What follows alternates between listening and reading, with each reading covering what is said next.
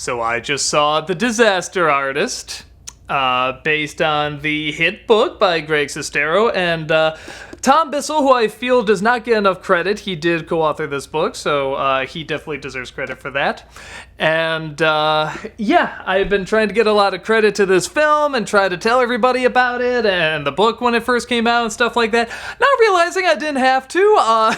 This really is blowing up, and people are talking Oscar buzz about it. It's getting great critical response. The audience I saw it with loved it. I saw it at the Music Box in Chicago. They do a screening of The Room every month. So they were laughing at scenes even before they happened because they knew what was going to come of it. So a part of me was wondering, should I start off this review with the Tommy Wiseau wig and doing the voice and stuff like that? And I decided no, because where The Room is very much Tommy Wiseau's accomplishment, this is very much Greg Sestero's accomplishment. I don't mind making fun of Tommy Wiseau, but Greg Sestero is a really cool guy, super sweet, has been very supportive of us, loved the review of The Room. Anytime Tommy Wiseau comes after us with like a lawsuit or whatever, he tries to take us down, he's usually good enough to go and sort of, talk with him and stuff like that. And just so we don't have enough nice things to say about Greg Sestero, and he really did write a fantastic book. Definitely go check that out now that you've probably gone to check out this movie. So my thoughts on this movie, yeah, what everyone's saying is right. It's a really great movie. It captured the soul of the book very much. Any problems I have with it are nitpicky. It's one of those things where, I'll say this, it was very surreal. This is the first time I've seen a movie where I know the main character and it's played by a different person. That's very surreal. I'll watch Dave Franco perform as Greg Sestero, and I'll be like, well, Greg doesn't really sound like that, or Greg wouldn't really do that. It's like, it's a movie. This is a fine performance. Both him and James, give fine performances, and are both wonderful, but it's just weird. It's jarring, because it's the first time I've ever, come across that. So I'm immediately like, well, he doesn't do that, or I mean, not that me and Sestero are super close, but I mean, it's a little weird when you know someone and you see them being portrayed on the big screen. But he's wonderful. He's definitely the straight man to James Franco as Tommy Wiseau. James Franco is ridiculously good, and I want to clarify what I mean by that. Because I think people think they're gonna see this movie and see something it's gonna be like the end of Coco. It's gonna make you cry. It's gonna be really gut wrenching. It's not quite that. That's not the kind of good it is. But it's not just an impression either. James Franco really does well at getting not only the mannerisms and the voice. So creepy how close the voice is. I think the only other person I've seen do a better Tommy Wiseau is Greg Sestero, who does a really amazing Tommy Wiseau. But he, I hate using this phrase, but it's so cliche, but he really does kind of capture the soul. He captures the humanity of Tommy Wiseau. And there's definitely stuff left out of the book that shows a little bit more kind of the scumminess of Wiseau. I mean, they definitely don't shy away from all of it. They show a lot of the not just difficult, but really kind of, bad stuff he did, while making this movie, and even in the personal life and stuff like that. And they leave some of the worst stuff out, but again, even the bad stuff they do show, which some could argue, is a good thing or a bad thing, they really do show kind of the best way they can why he's doing this, which it's a very strange mindset, obviously, that Tommy Wiseau has. But they do show that he's human, and that's something where, if you kept up with us, we've had many run-ins with Tommy Wiseau.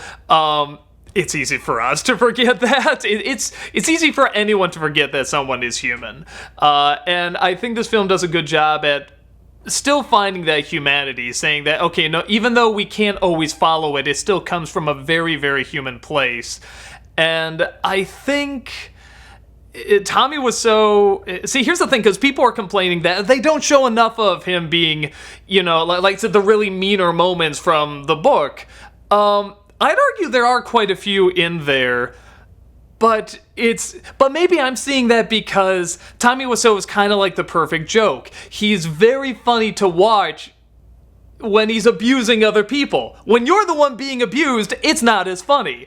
So when I'm watching this and I'm seeing him be really mean to this cast and crew and making these insane demands and not giving them water and keeping the heat up and showing up late and having them pass out and stuff like that, while many people in the crowd are laughing, I'm going, by God, he really did that to these people. I mean, these are really terrible things that he did, but when you hear his reasoning, it is funny, you know, and comedy, as they say, is tragedy plus time and everything, and this time has passed, and hopefully a lot of the actors and people that work on this film have found the comedy in it. It sounds like a lot of them have. And yeah, so I say the big element to it that at first I thought I wasn't gonna like, because again, I mean, we've had many run-ins with this guy. He tried to take down an interview we did that he gave permission to be interviewed in. He's literally interviewed in, and he said, take it down. But again, I think this movie very much shows it comes from a human place. That doesn't mean we can't be happy with him or angry with him, depending on whether he's happy with us or angry with us, whatever, but it all comes from a human place, and I think that's why this film works so well, and I think that's why it's doing so well, that's why it's getting so much praise, and that's why people are talking Oscar buzz about it, because while it's definitely mocking him too, it is showing the humanity, and I know some people have a problem with that. Trust me, I get it, but at the same time, I think it's an important element to have in there, and I think it's important to have in there because I think that also represents why the film The Room is so beloved, because it does come from a passionate place, it does come from a very human place, even though we always make fun of the fact, what is he, an alien? What is it? Like, we can't follow this mindset, but we can follow it just enough to laugh at it. There's just enough human in there for us to recognize and laugh at. We recognize the starting point, we just don't know how it got to the finishing point. So, you know, in between is the Tommy Wiseau filter. So, I think that's why this film is having such a strong reaction with people, even people who haven't seen the movie. You know, and at the end of this film, they show side-by-side comparisons of their version of Making the Room and then the original Room is side-by-side and how close they got it. And I really feel like they did this for two reasons. One is to show really how close they got it, which is very impressive. I mean, we've done side-by-side stuff like this too, and it's tricky. So, I mean, the fact that they got it down that well is really something to be admired. But the other thing, in my opinion, is I think they did to show, you know, this isn't an act. This really is how Wiseau was acting and how he talks and everything. Because I feel like if somebody went into this movie totally blind, knowing nothing about The Room, they say, well, what the hell is Franco doing? That's not a real person. That's a cartoon. That's a caricature. But it is. It's a real person.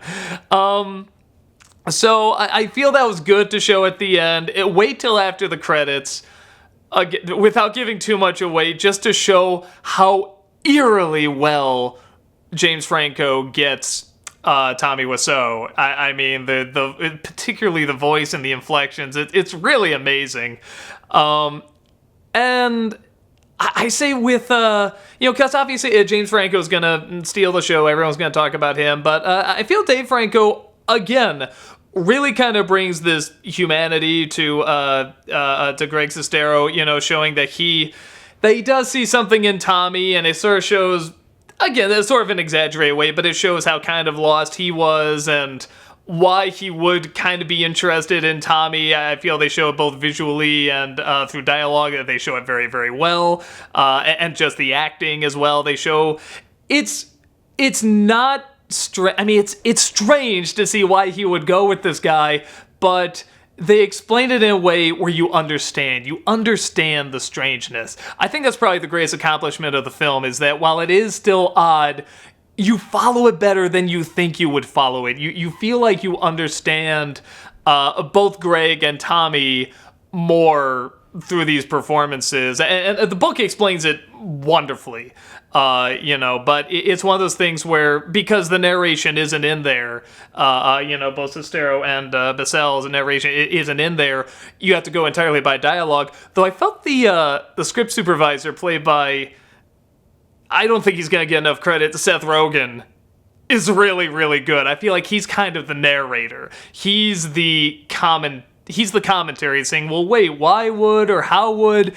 And if you've seen interviews with this guy, Seth Rogen is a brilliant casting choice. I thought he really, really nailed it. I mean, he got what this guy is about, how he pretty much did co-direct the film, it looks like. I mean, even taking out what he said in interviews and stuff like that. I mean, you just watch this movie and you'd be like, oh, well, that's like the co-director. He's saying, do we want to enter a take? Should we try? He's the one being more responsible half the time. So I'm glad they really kind of put focus on that too. I'm trying to think what else. Is it something where I think it's going to win like Oscars and stuff like that? I think it'll get nominated. I don't know if it'll win. I think it's too weird.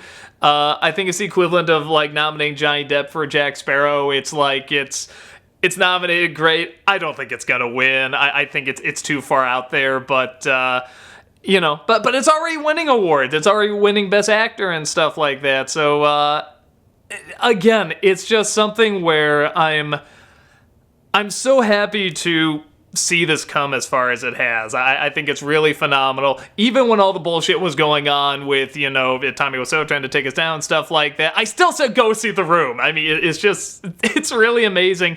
And now we have something else really amazing from it too. We have, this wonderful film directed by James Franco, who I really do not see in this performance. This is really, every time he's on screen, I'm like, okay, I'm watching Tommy Wiseau. I'm listening to Tommy Wiseau, and I don't see them as brothers either. I think that it's really easy sometimes to kind of see like, they're acting like their family. They're acting like, it's like, no, they seem like friends, and they seem like two very, very different people. They're sort of two sides of a different coin. And I really didn't feel like, oh, that's just two brothers working off each other. I felt like these were two very separate, very different people. I think that's about it. I think it's just, it's so cool. I mean, it's just, not only that this is out there and that it has, just all these little cameos in it and celebrities making these little guest appearances, and that it's a critical hit, and that it sounds like it's an audience hit, and I'm sure it's going to be a big hit in the box office. I really hope it is. There were lines around the block when I went to the music box. So I'm hoping this is as big a hit as it can be. And just again, to Greg Sestero, mad props to you, man. I mean, I literally just talked with you before filming this, but I just really want to say mad props to you again, man. I mean, just anything in Hollywood is difficult to get done, and I just remember from talking to you about, the review, to you talking about the book, to this movie come out and everything. It's just, it's so cool, and I really think you made a great story, and James Franco made a phenomenal film, and it's a lot of fun, and you do not need to have seen The Room in order to laugh at it. You will laugh more if you have, but you do not need to see it. I think it's an easy film to sit down and just pick up and start watching and see all the strange places it goes. And I think, again, that just comes from how strange it is, how funny it is, but it is still how touching it is too. And it never quite feels forced. There's definitely movie moments that you need to do. I mean, they condense stuff down from the book, but you need to, so the story flows more. And it really works. It just really works, and everything that needs to hit really hits. Nothing ever felt distracting. It's just a solid, great movie about a solid, bad movie that in and of itself became great. So, guys, that's about it. Go check it out. I'm sure you're already going to try to see it already. It's everything they're saying is right. It's a really cool, funny, strange, surreal, wonderful film, and you should definitely go check it out. So if you haven't already, go see it, have a great time, and if a lot of people learn to love each other, the world would be a better place to live. Take care.